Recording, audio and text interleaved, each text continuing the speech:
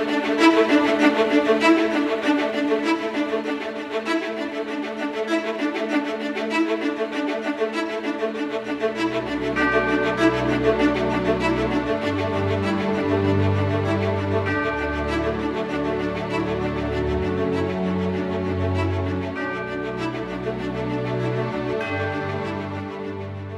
to the Forum.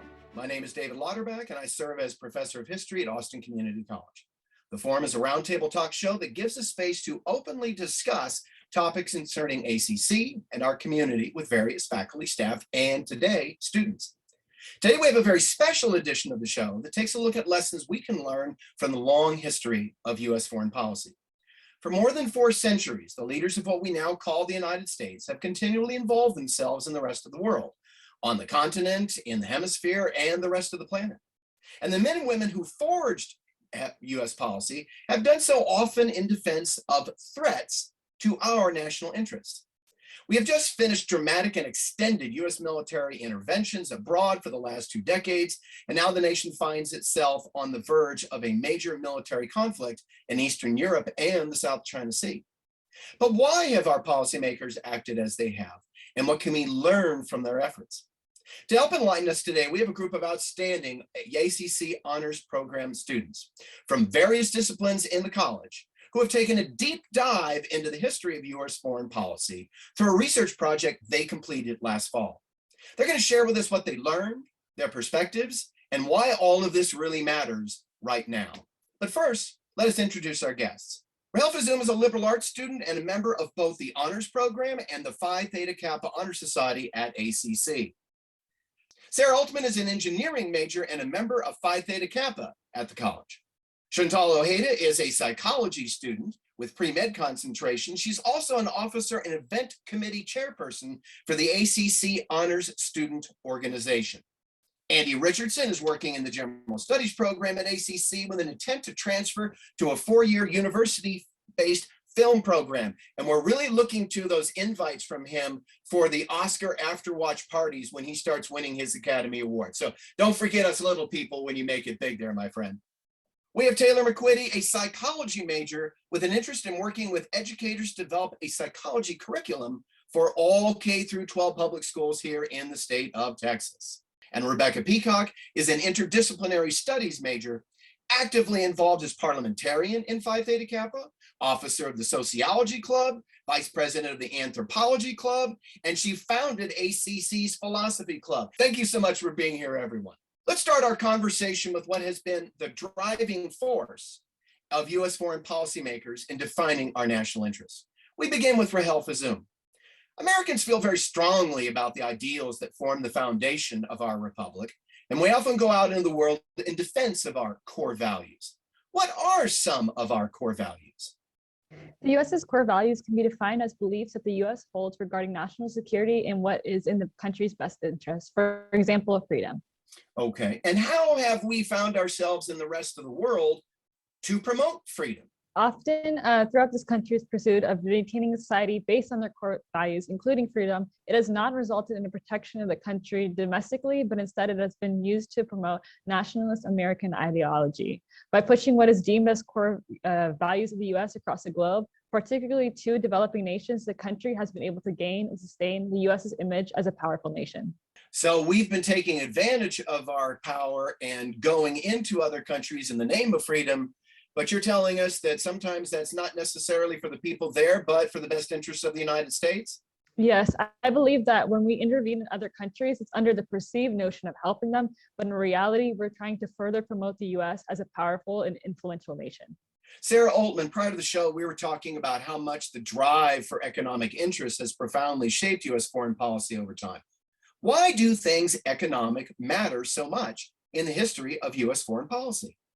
Well, to build off of what Rahel said, one of the main methods that the United States uses to implement its imperialism is through economics and the promotion of the free market. American hegemony in the form of creating a strong national identity throughout the world has been through the economic manipulation of other countries.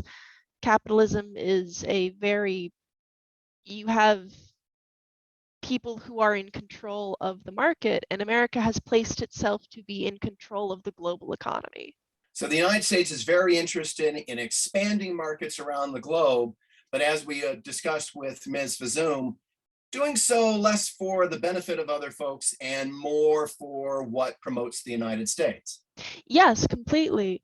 There are many market economies that function this way. Namely, one of the ones that I can think of immediately is the global clothing economy, where we are able to enjoy very cheaply manufactured clothing, whereas the people who make those clothes often work for very little money and very little healthcare benefits. If you look at basically any nationally traded trade, these patterns repeat, such as with the mining of rare minerals for our electronics that make our lives easier and completely destroy natural resources in the countries that they come from. Excellent, thank you. Now let's take a deeper dive and see what our panelists learned in their research. Ms. Fezum, you examined Mozambique. Americans love their country, but we do not always have a sense of where the rest of the people of the planet live. So help us out. Where is Mozambique and what did you find there? Mozambique is located in the southern eastern coast of Africa and it borders the Indian Ocean. Currently in Mozambique, particularly North Mozambique in the Cabo Delgado region, there's an ongoing insurgency crisis due to improper uses of natural resources by the Mozambique government and foreign investors.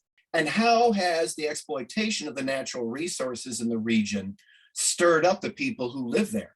Because of the improper use of natural resources, it has added to the grievances of Mozambique people because they believe that since the government and the foreign investors are not helping them, they have to resort to violence to get their opinions heard.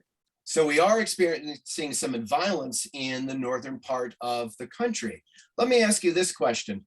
Does what's happening in Mozambique represent a threat to the United States? Mozambique's crisis does not immediately threaten the national security of the US, but rising insurgency poses a threat to the people of Mozambique, surrounding countries, and foreign investors, which will soon likely spill over to the US. Even though the region doesn't represent a threat to the United States, we can make a difference in the lives of the people who live there. Yes. What were some of the challenges you experienced conducting your research? My main challenge regarding my research is that different sources from different countries had different conclusions and beliefs about the crisis, making it difficult to find unbiased and truthful information about the crisis. So how did you decide which sources would be of value to you in your research? I prioritize sources that contain the opinions and experiences of Mozambique people rather than countries that might have vested interests. Sarah Oltmann, why did you pick Israel? I picked Israel because I'm Jewish, and I felt it was a massive responsibility of mine to understand the politics and history of my cultural homeland. What were some of the challenges you faced delving into the literature on the crisis last fall in Israel?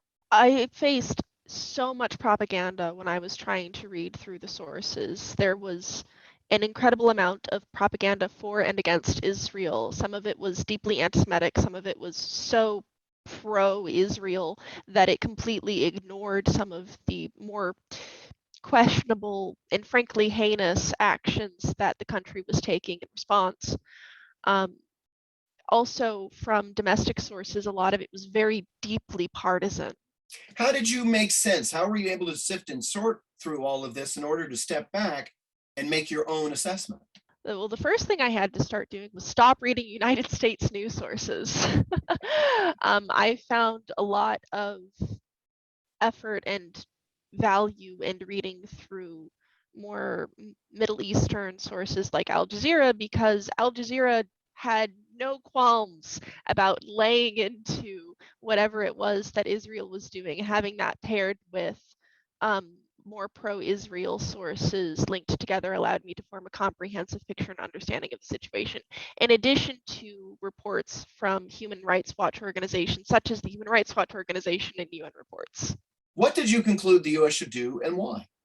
I concluded that the United States needs to take culpability for its actions in promoting the war crimes that both the United States and Israel have been committing against the people who live in Gaza. For those unaware, the Gaza Strip has been, through the United Nations, agreed that it should belong to the Palestinians who originally lived in Israel before the returning partition, thank you, of Israel for Jewish people and the Palestinians who natively lived there. Israel has, for a very long time now, been creating settlements or engaging in pseudo-military occupation of the Gaza Strip, as well as the thing that set off the crisis to begin with, the Holy Lands, the site itself in the temple, which they agreed on a national scale that they would not do. So what can the United States do to help break this impasse? Part of what the United States can do is to continue to mitigate peace talks, often with, as in the case of the crisis last fall, through more neutral neighboring third-party countries such as Egypt, especially in the case of the Gaza Strip, which has been historically extraordinarily volatile. In addition to using global stages such as the United Nations in order to bring important attention to these very volatile issues. Thank you very much. Thank you for helping us understand that making our core values the driving force of US foreign policy reduces threats to the United States and can help the people in other countries. We're going to take a short break. When we come back, we will continue our conversation with our honor students, discussing some more lessons of US foreign policy. Stay with us. My name is Larry Davis, and I serve as the Chief Diversity, Equity, and Inclusion Officer at Austin Community College. I am the host of a new ACC TV show called Voices Under Equity, where we dive into the great work happening in diversity, equity, and inclusion at the college. Learn from some exceptional faculty members who are going above and beyond in making the classroom equitable to everyone. Hear from some of their students and why it all matters. Be sure to tune in to Voices Under Equity, only on ACC TV.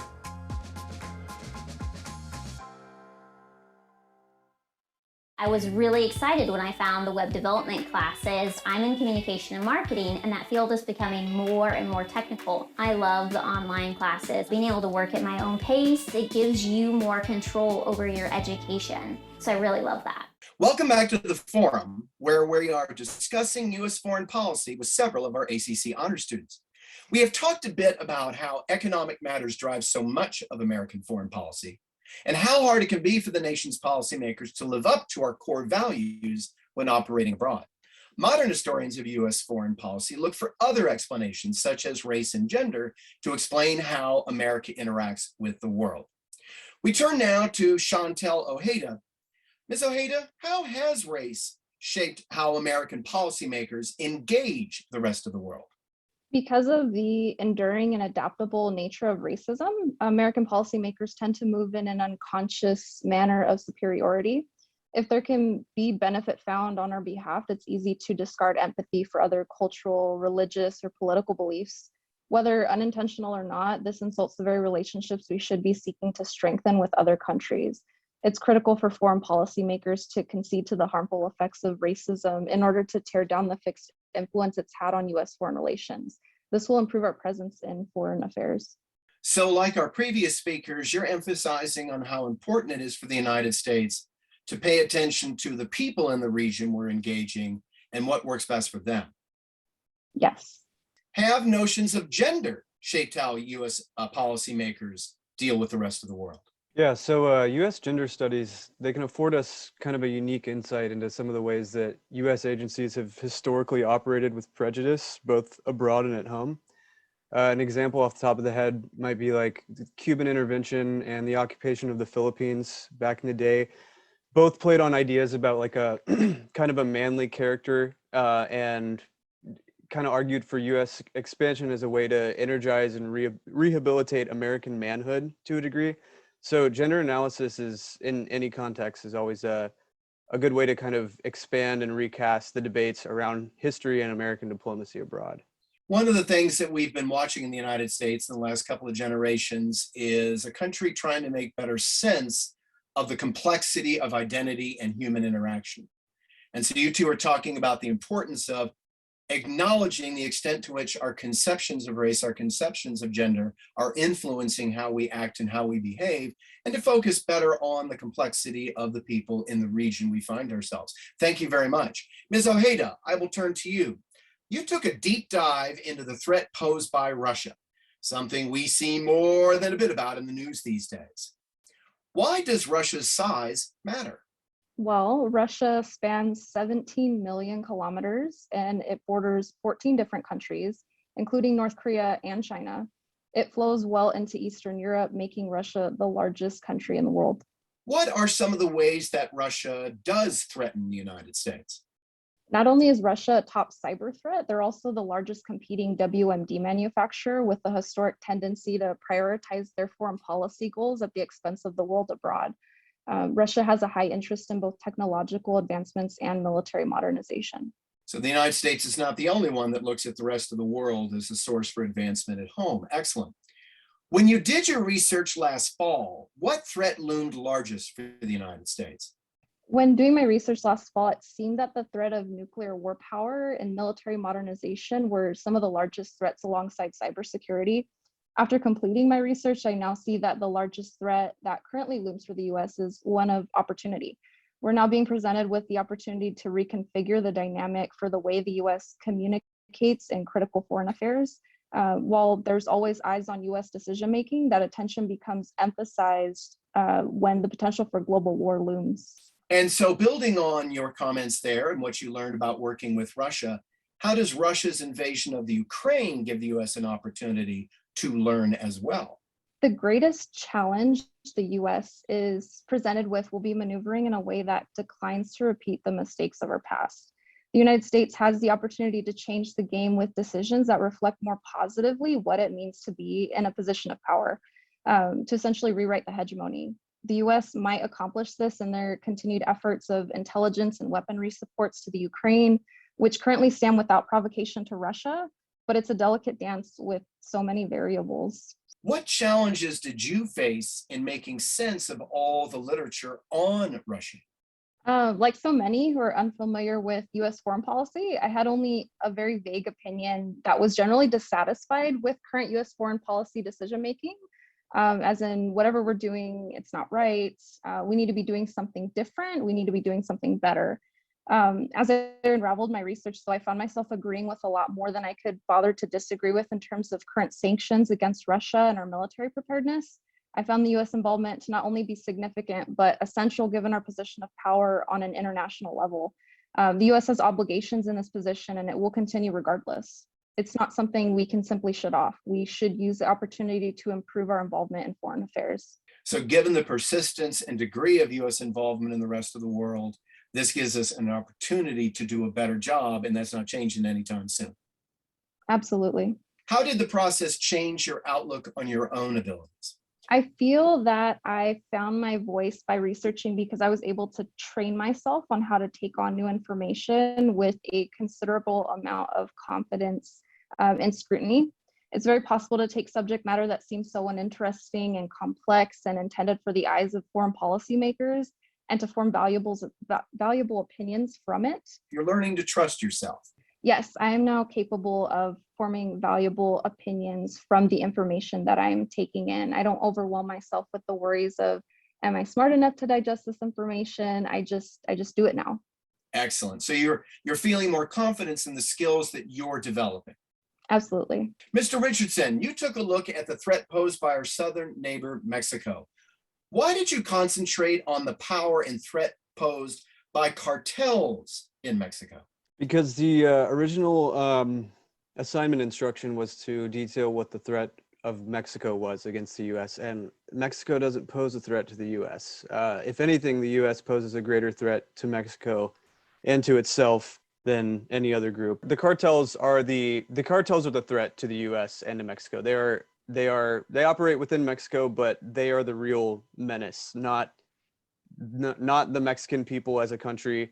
It is the cartel threat. That's what we should be focusing on when we talk about that. What kind of violence and terrorism do the Mexican people face from the cartels? So Mexico is located right in the middle of one of the biggest drug trade routes in the world. And obviously because of that, its people suffer disproportionately.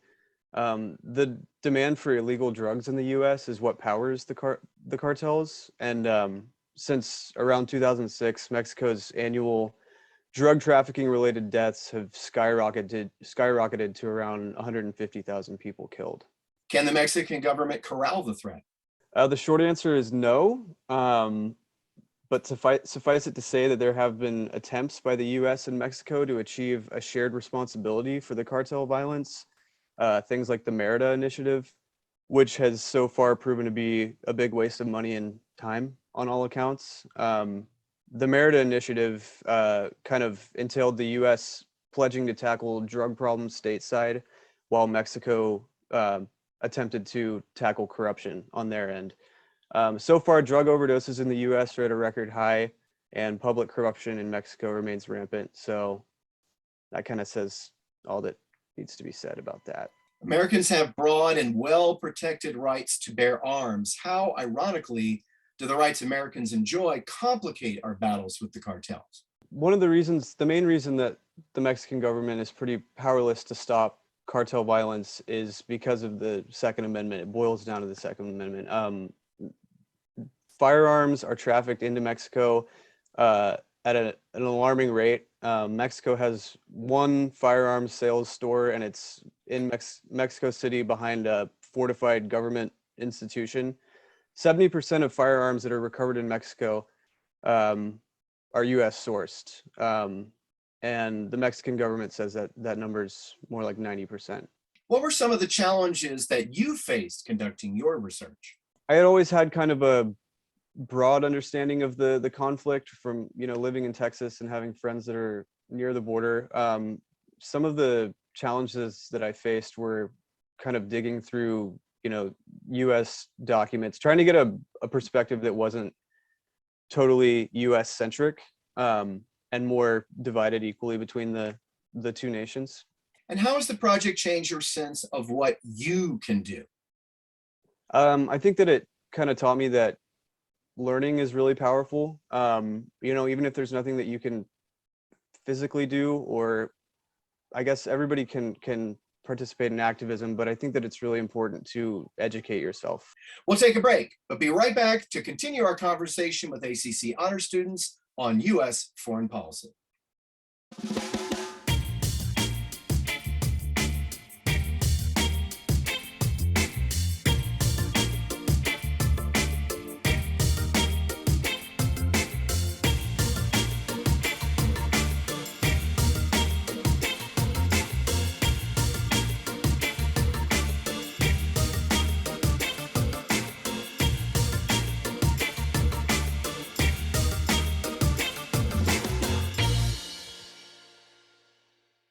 ACC was really helpful, especially with the financial aid stuff, and they're really encouraging about applying for scholarships. They make that really easy. That was not something I'd ever tried to do before.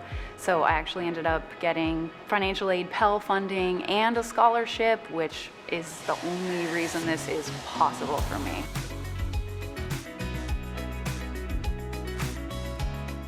Welcome back to the forum. We're visiting with ACC Honors students who have been sharing their research and explaining some of the more important lessons studying countries around the world through the lens of US foreign policy.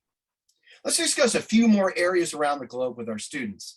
Ms. McQuiddy, we visited before the show, and you talked about how your study of psychology helps inform your understanding of US foreign policy. Talk to us today about the psychology of power. Yeah, so in psychology, there is a term known as the psychological paradox of power. Considering this idea in foreign policy, emotions can be one initial aspect that's felt upon the delivery of information to people. Organically, we attempt to process these emotions to heal and encourage our growth. Within this attempt, if a person fails to process the cognitions and the emotions of the paradox of power, it actually backfires, dominating a negative response, strengthening emotions like anger and impulsiveness. And how can the application of understanding these psychological principles help US policymakers build necessary trust? Yeah, so at a time when globally people are in despair, particularly the leaders in the US government hold a responsibility to remind Americans of our core values and prioritizing the protection of human rights. Failure to assert the values leads to poor communication, including a gateway into distrust, space for propaganda, illustrating a lack of preparedness, and furthering division amongst the American people. So you're arguing that we need to do a better job understanding how our power works, how it tends to build anxiety and fear rather than trust, and that this is actually a fundamental impediment to our making a difference across the world. And it's also a global impact. You know, America has always kind of been a leader in the nations. And we set a big example for how a lot of other countries run themselves. You know, we're seeing that right now, obviously. There's big political divides just within our nation. And yeah, I think it's important to realize how powerful we are. So it is up to them to hold themselves accountable to the beginning of the America, you know, what we pride ourselves in. You examine U.S. policy at our southern border. How has U.S. reliance on fear shaped our policy? Yeah, fear. So the U.S. government delivers mass communications on foreign policy and chooses fear to drive insecurity and concern on topics such as war that already accompany emotional anxiety. So when that political rhetoric from politicians and corporate elitists who claim migrants threaten U.S. national security, this then infuses a racial bias into American citizens and reinforces authoritative responses at the detention centers like we saw in Mexico. Cognitive bias from the mass media emerges when political prerogatives from elitists overpower the mission to deliver the facts to the American people. We witnessed this during the Trump administration when children were being separated from their families. So we're not building trust as best we can because, according to your research, we rely too much on promoting fear that actually proves counterproductive. Yeah, and once you get really deep into the research and you start to track the money and follow the money and see where it goes, we've had the same budget or an increased budget since 2003. Most of the budget isn't actually spent on fundamental systemic, improvements within migration. Rather, it's spent on high-tech military equipment, fancy game cameras, building walls, all of these things that are completely unnecessary, and nothing is going into systemic procedures per se. Well, then how can the U.S. change parts of its policy to help the people at the border? Sure. So I think in order for the most comprehensive investigation into the Department of Homeland Security, better policy for migrants begins with a reconstructed immigration system. Since 2003, $33 billion has been allocated to U.S. departments overseeing migration. I believe the first step towards systemic change begins with the credible fear interviews asylum seekers undergo. Currently, only 1 year of immigration experience qualifies any current CBP employee to conduct asylum interviews, including psychologists and social workers in operations with intake and credible fear interviews brings a distinguished skill set our migration system is currently lacking. With that being said, the skill sets that psychologists and mental health professionals have qualified proper human right management with trauma-related symptoms associated with migration.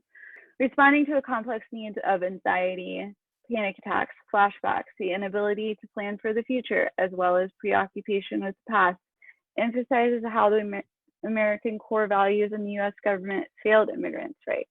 Now is the time to enact policy for mental health to become a human right, not just for immigrants, but for everyone.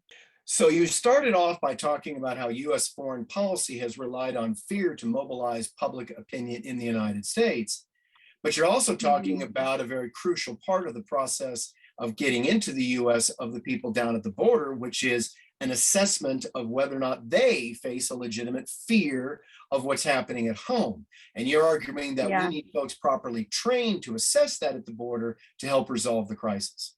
Yeah, considering the budget that the U.S. military or the U.S. government gives to multiple departments that handle migration in the United States, there's plenty of access and plenty of money to supply social workers and psychologists, mental health professionals, counselors, a living wage in order to actually conduct these interviews in the sort of safe space that these vulnerable people need. You know, there's a big misconception that everybody crossing the border is from Mexico, and that's just simply not true. Some people are crossing all the way from Africa, and they've traveled thousands and thousands of miles. And if you have a racially biased person who is conducting a fear interview when there's a spike of migration, that's a big problem in America, whether or not that person decides that this person gets to seek asylum. These are big systemic issues that nobody's talking about that need to be addressed. So we're seeing that not only does the United States need to reevaluate how we engage the people in the world, we need to do the same thing within our own agencies. Excellent. Absolutely. Ms. Peacock, let's talk about your project. Why did you pick Japan? はじめまして、ピッカックレベッカです。どうぞよろしく。So I chose Japan because I've been obsessed and really into Japan and Japanese culture society since I was young. I took Japanese 1 through 4 at Austin Community College, and I was super into the visual kei or bijoru kei style growing up. So I've always been into Japanese fashion as well. And I actually joined the ACC Japanese Fashion Club later on once I started attending ACC, and we did a bunch of fashion shows, which was really fun. So it's mostly just I wanted to align my research topic with my own personal interests. Well, picking projects based on your interests, that's just self-preservation and a great tactic. So does Japan represent a threat to the national interest of the United States? No, it doesn't. And it might seem like an odd choice to pick that country for my paper of addressing threats to the United States, but there is a threat, and it lies in the location of Japan. So if you look at a map, there is Japan, you have the East China Sea, and then you have Taiwan, you have Korea, and then you have China. Now, in the East China Sea, there are some islands, and these are called the Senkaku Islands, and that's where the threat is present. And there has been a lot of tension in the East China Sea over these islands with competing claims from China and Japan over who owns these islands.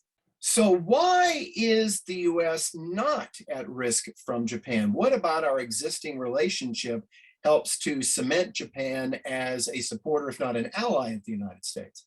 Well, we have multiple treaties with Japan that list us as militaristically aligned and allied.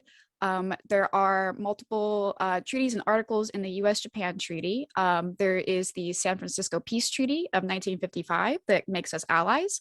And so there's no threat coming from Japan specifically.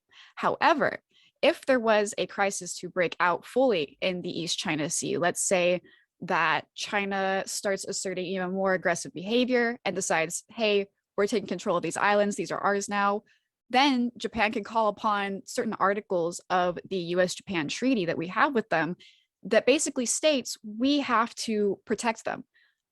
We have to give military aid and get involved in the conflict if a conflict were to break out in the East China Sea. So if Japan was to feel threatened, if they felt that there was a risk to their security, then there's a threat to us because we're going to get involved in this larger conflict between Japan, China, and possibly Korea, and all the vested interests in these islands. Why did you recommend a conflict resolution plan for the United States in response to the looming crisis in the region? Well, actually, I didn't recommend a conflict resolution plan. I instead opted to recommend a conflict transformation plan rather than a resolution plan. And Okay. the reason why I did that was because I had taken ACC's Peace and Conflict course at the same time, taught by Dr. Sarah Bowman. And in this course, I learned about conflict transformation and peace building strategies. So conflict resolution focuses on resolving a conflict as it's like once a conflict happens, okay, let's resolve it so we can go back to normal. But what is normal, right? Like what got us to this conflict in the first place? And a conflict resolution doesn't address the deep-seated issues that started the conflict. Rather than getting to the root of the problem, it just kind of addresses the symptoms, right?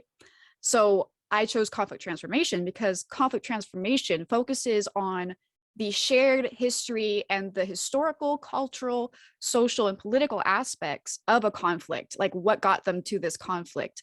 And so if we could address that root, we can try and transform the relationship between nations so that we can build new relationships that are beneficial to all parties involved. So how did your research on Japan help you make sense of the current crisis in Ukraine? Well, I had to do a lot of reading. Mainly how I went about my research was I looked at the foreign policy advisors from Japan, China, and the United States, and I compared their statements, the office's press release statements, and that helped me a lot in understanding the current crisis we have going on, because you can look at the policy and the statements released by, for example, China, who their claims of the crisis of like, oh, we didn't know this was going to happen. And then Russia's claims of, oh, we're denazifying. And then Ukraine's claim of, hey, we're being invaded. So you look at all these claims and you try to make sense of a situation. And on top of that, I'm sure everyone saw in the news a while ago that Poland had invoked Article 5 of the NATO treaty. And so, you know, because of my research, I was able to go, okay, well, what is Article 5 of the, NATO treaty? So I looked it up and it's like, okay, well, here's what Article 5 really means. And Article 5 has only been called a few times. And one of them was during 9/11 and a few other times in history, but not very many times. But it's not an exact, like, we're going to take action. It's we're going to meet and discuss what we're going to do and what the threat is. It's like an assessment, basically. It's not like, okay, we're going to go to war. But so it helped ease some fear also, because it's like, oh my gosh, an article is being called. What does that mean? It sounds terrifying. And on some level, yes, it is terrifying, but you get to actually read and make sense of it and understand it. So my research really helped me in that. How has the project changed your sense of what you can do? Well, it changed my sense of what I can do, because I realized that I can actually make sense of things happening. I can interpret, I can read, I can gather sources and research and form my own opinions. And surprisingly, not a lot of people know this, but you can actually call your politicians. You can call offices and things like that and like tell your politicians or tell people, hey, I think we should do this, or like, hey, I support this, I don't support this. So you really, these are public servants, so you can actually get involved, whether it's a local level, international level, etc. There are nonprofit organizations you can get involved with. You can get involved with interning at maybe like a place that helps refugees, etc. We're going to take a break, but we'll be right back to wrap up our discussion of U.S. foreign policy. Cleo's a wonderful soul, and she's very active, which fits great with our life. I never really got it until I got my own pet. The benefits to your life are just really beautiful and wonderful. Seriously, it's been probably one of the best decisions we've made. Bringing her into our life brought us a lot of joy, a lot of laughs, a lot of positive energy, and I think if you're considering, if you're not sure, definitely go and adopt.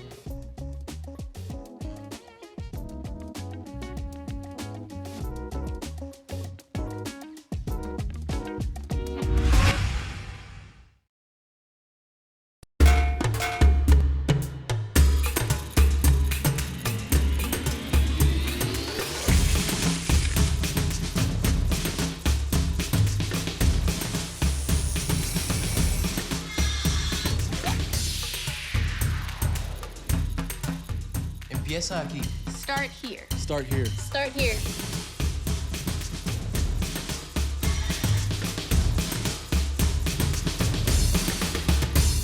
Welcome back to the forum. We come to our final segment, breaking down U.S. foreign policy with a group of outstanding ACC Honors students today. The United States economy is still the largest in the world and greater than the next three combined. American states are in the top 10, with California being number 4 or 5, depending on what data you look at. U.S. spends almost $750 million on military armaments, which is more than the next 15 or 25 combined, only 3 of which are not our friends. U.S. foreign aid tops $35 billion, which once again is more than the next 15 or 20 combined, so much so that the U.S. ambassador is by far the most powerful person in most countries on the planet. You all have related some important lessons learned from American policy. Should ACC students care about how the United States interacts abroad? Yes, they definitely should. ACC students, American citizens, it's going through elementary school, you hear a lot about doing your civic duty, and part of doing your civic duty to your fellow countrymen and also to the world at large is staying informed on what your country is doing so that you can, like Rebekah was saying earlier, call your representatives and vote responsibly in your elections. What else, folks, what other reasons should ACC students care about the US and the rest of the world? All Americans should care about US foreign policy because when foreign conflicts and crises are ignored, they have the potential to worsen into a global issue that might then affect you directly and millions across the globe. I think ACC students in particular should lend their ear to foreign policy matters because we shouldn't be placing the bulk of our concerns with how does this or that decision affect our country and our citizens. We need to develop more of a global citizen mentality, thinking more like along the lines of how do the decisions that our country make or any one country affect the rest of the world. This starts by, I think, developing an interest in foreign policy. You've all been talking about the importance of developing the skills necessary to figure out things for yourselves. What in particular, based on your experience with this project and with the ACC Honors program, has helped you, and what would you recommend to other students so that they can develop their skills? I would recommend looking at interdisciplinary studying because you will find that there's a lot of overlap between fields. So I've taken the honors history course and honors economics, and kind of going back to your previous question, why should ACC students care? I kind of want to ask ACC students, even my classmates here, well, do you drive to class? Do you take the bus to class? Do you pay tuition? If you do, then you should probably care about foreign policy because what's going on in the world is going to affect prices. It's going to affect what you can get because we don't live in an isolated economy. We live in a global economy. So, you know, does gas go up? Does tuition go up? Et cetera. So you should probably care because these things affect your everyday life. So that interdisciplinary outlook helps a lot with trying to make sense of situations because you tie in economics and foreign policy or psychology and political science as Taylor did. What can students do? You've talked about some ideas. What else can students do? I just wanted to make the point that I think that one of the most important things and the easiest accessible thing that students can do is to educate themselves just in a general sense. Like the pursuit of education on any topic, foreign relations or at home, it can't do anything but help you. And that's kind of something that I've taken away from the honors program. Step 1, train yourself. Step 2, inform yourself. Well, just to add on to what Mr. Richardson is saying, you know, after you inform yourself, now what? You have this information. It may seem like a micro to macro scale, but just to comment on even your sticker there, mobilizing young voters from local elections to national elections, all of that influences foreign policy. Ultimately, the people that are making foreign policy decisions are the advisors that we elect, and they are influenced by the people that we elect. And so if you want to get involved in foreign policy, voting is a really great way to start, assuming that you're over the age of 18. All right. Since you're all exceptional honors students at the college, I want to finish today hearing a bit more about the value of your coursework at ACC, particularly through the honors program and especially through projects like yours. What are some aspects of the honors program that help you? One of the main things that helps the honors program, or that the honors program does to help me, is that the honors program often has classes with unique and interesting takes on the course material. I classically don't really enjoy history. However, thanks to our honors US history too, we were able to look at US history through the lens of foreign policy, and that added depth and dimension took a subject that I often found with much disdain as something dynamic and interactive. So we were actually having real conversations about America and America's effects throughout history, as opposed to just memorizing dates and reading about riots that are mirroring today. For me, it was, again, the interdisciplinary education I've gotten, being able to tie together classes. I took a honors sci-fi course, which is sci-fi and literature, which actually goes over a lot of things that have to do with sociology. We went over postmodernism. We went over, meta reality, a lot of topics that aren't necessarily just secluded to fiction. And then in this course, I learned about foreign policy and how to actually read memos from governments, how to read congressional reports. And then in my honors economics course, I've learned about macroeconomics that has to do with policy and how macroeconomics can affect policy and how policy can affect macroeconomics. And also how to disagree with my classmates on certain things and be able to do that in a productive and constructive manner. For example, earlier, many of my classmates were saying things I don't necessarily agree with, but I now have the tools in order to engage in that in a constructive manner because of the honors course. I had just found out that I was accepted into the honors program before I decided to take your course. I actually took Professor Lauderback's 5-week course for US History 1 in the summer, and so I was taking US History 2 that fall, and it seemed interesting to me to have a broader focus instead of just taking your average history class. For me, in that class, it changed my life. The difference between who I was before I was accepted into the honors program at ACC is the difference between purpose and curiosity. I mean, really what it comes down to is when you find a purpose, you experience that curiosity. And even though I felt out of place becoming an honors student because I was a high school dropout, I pushed myself and discovered a new confidence. In order to learn in this class and engage in this class, just like all of us are doing on this screen right now, you have to speak up. You have to be vulnerable in that sense. So while speaking up in class had its pressures, collaboration and vulnerability have shaped me into the student and the person that I am today. It comes down to learning to believe in yourself as the first step to maintaining the ever-growing life pressures that we're going to face as students in academia. I think it's the most important thing to stay curious, ask questions, be vulnerable, and try to evolve with the world of learning, because it's just not your job to know everything. It's a teacher's job. That's why you should be asking questions. And that's why I love the honors program. I've become a markedly better writer, which is great. I really appreciated the challenges that the honors courses that I've taken have offered me. A lot of other basic courses that I've taken have been good, but the honors courses, those are the ones that really stuck with me. I feel like I actively learned quite a bit in our course and then the other ones that I took that semester as well. Active learning, which is sometimes painful, but really beneficial in the end.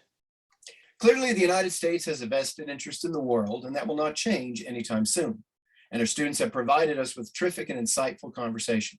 Once again, I want to thank our esteemed guests, Rahel Fezum, Sarah Oltmann, Shentel Ojeda, Andy Richardson, Taylor McQuiddy, and Rebekah Peacock. I especially want to give a shout out to Ms. Ojeda, who took leadership in this process and helped her students move forward on our taping here today. We appreciate you all sharing your experiences and newfound expertise. Most of all, I want to thank you for your hard work and your commitment to your studies. You make a difference in your lives, Austin Community College, and the community. And you made this opportunity about sharing your experiences with your classmates. And thanks to our audience for tuning in today.